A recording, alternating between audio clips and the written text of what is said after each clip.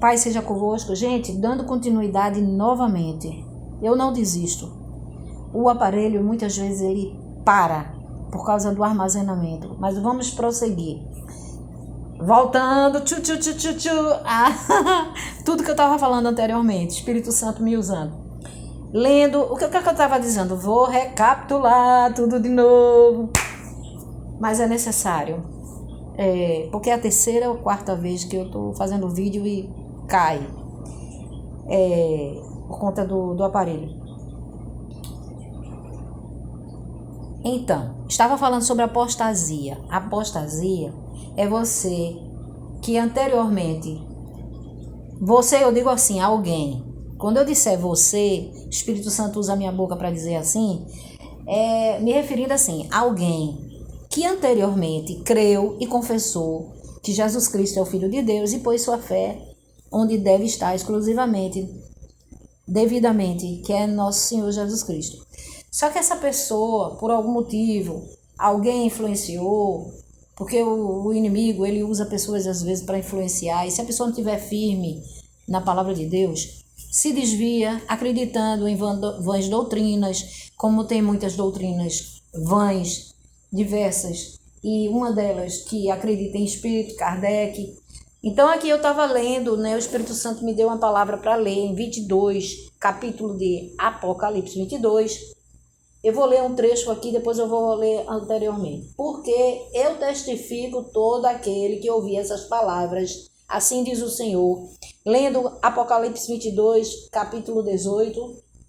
Porque eu testifico a todo aquele que ouvir essas palavras da profecia deste livro. Se alguém lhes acrescentar alguma coisa, Deus fará vir todas as pragas que estão escritas nesse livro. E se alguém tirar, excluir. E se alguém tirar qualquer palavra do livro desta profecia, Deus tirará a sua parte da árvore da vida e da cidade santa, que estão escritas neste livro. Aquele que testifica essas coisas diz: certamente cedo venho.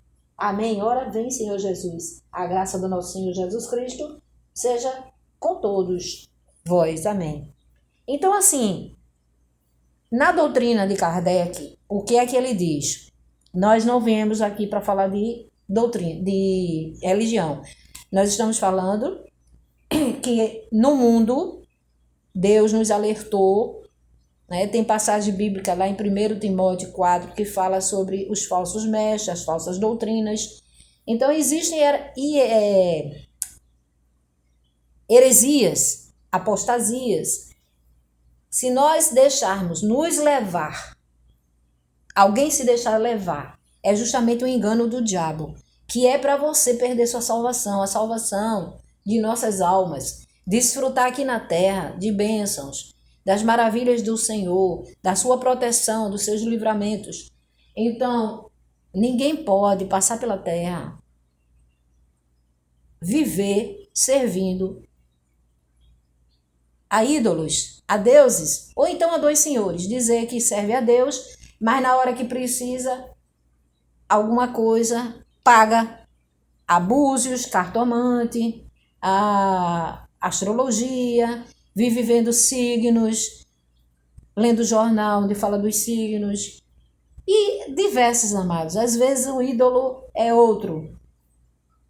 Lá em Êxodo 20, a Bíblia relata que o Senhor próprio Deus falando que ele não aceita que a pessoa adore a imagens, não ter ídolos, não ter imagens, só é ler Êxodo 20, não ter imagens, onde o Salmo 115 também fala, ídolos fúteis, nada vê, nada cheira, nada faz por ninguém. Se um dia alguém pediu algo, clamou, fez uma petição, vamos supor, até mesmo a própria imagem da mãe de Jesus.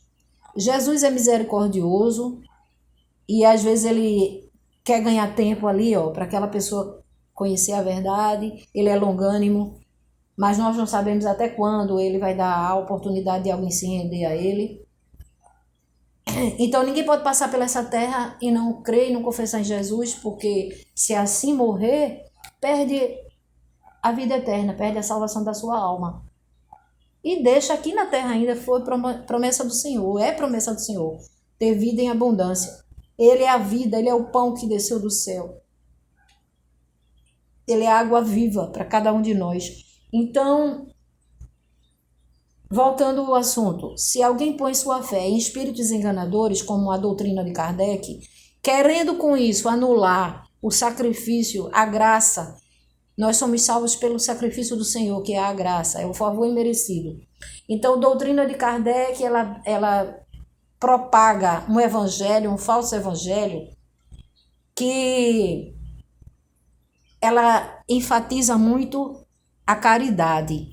Amados, a Bíblia, ela não nega, Jesus não disse, o Senhor não disse que o Espírito Santo, ele não diz que a pessoa não deve ter boas obras. Deve ter boas obras. Lógico. Jeremias 17:10, o que é que está escrito? Eu esquadrinho, o Senhor, esquadrinho os pensamentos, prova os corações para dar. Esquadrinho os corações, prova os pensamentos para dar a recompensa de acordo com os frutos das ações de cada um de nós. Então, as obras, haverá também o livro das obras. É necessário que nós façamos boas obras. Lógico. O Senhor não disse que não é para fazer boas obras. E o amor ao próximo está exatamente nisso. De você estender a mão, de você fazer o bem, de você querer o bem. Então, de você respeitar, você amar. Então, as boas obras são necessárias, claro. São ordenanças do Senhor. Mas jamais, jamais alguém alcançará o reino dos céus porque foi bonzinho aqui na terra. Só por isso. Só porque fez caridades. Não, não. A palavra do Senhor diz que todo aquele, portanto, todo aquele, Mateus 10:32. Portanto, todo aquele que, diz o Senhor Jesus, portanto, todo aquele que me confessar diante dos homens, diante das pessoas, eu confessarei ao Pai que está nos céus. Esse é salvo, essa é salva. Mas o 33, o que diz Mateus 10:33? Mas qualquer que me negar diante dos homens, eu negarei ao Pai que está nos céus. Essa que negou, que rejeitar Jesus aqui na terra, não herdará o reino dos céus. Não chegará à cidade santa. Não subirá no dia do arrebatamento com o Senhor. E no dia do juízo, o Senhor vai separar. Haverá já uma separação quando ele vier buscar. O Senhor virá na segunda vinda dele, levará com ele, primeiramente, os mortos, ressuscitará os mortos, fará a separação de uns que vão para a perdição e outros que vão para a glória. E nós sabemos que ninguém pode passar pela terra sem confessar, sem crer e confessar Jesus. Romanos 10:9. O que está escrito? Se com a boca confessares que Jesus é o Senhor e